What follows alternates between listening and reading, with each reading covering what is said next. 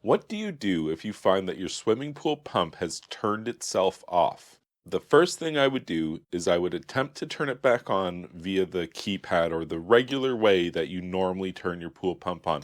Give it the benefit of the doubt that some hiccup happened, and if you turn it back off and turn it back on again, it's probably going to start up. So I would definitely try that first.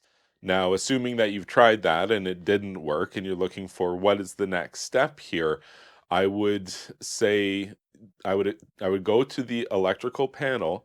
The circuit that is feeding this pump must have tripped out, and that would normally be indicated because all of the breakers are going to be aiming in the same direction except for one, and that one will either be all the way off or more commonly kind of like halfway. And the way that you reset that is you have to take it and go all the way off first and then all the way back on.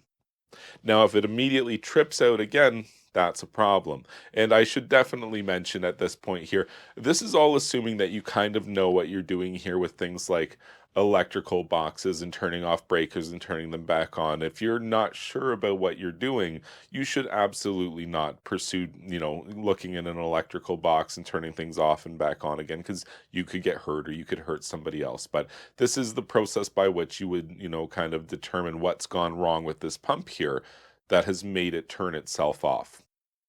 So if the pump is still off and turning the breaker off and then back on again didn't immediately trip the breaker, because of course that means that there's some sort of problem with the pump, like a dead short or possibly a GFI, trip a ground fault of some kind. If the case is that you turn the breaker off and back on again and everything resets, go back to your pump again and then try the keypad or the normal way that you interact with this pump, and that might have resolved the problem. If you find your pool pump now starts and runs again, it will be important to come back out in a few hours' time and check it again.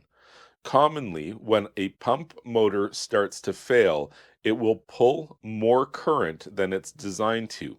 Doing so generates a lot of heat, and especially during the summer sun, that heat can manifest in causing a thermal overload of this motor, and it either trips the circuit breaker or the motor itself just protects itself from starting a fire and disconnects and stops running. If you reset the breaker and you start running your pump again, you come back a few hours later and it's turned itself off again.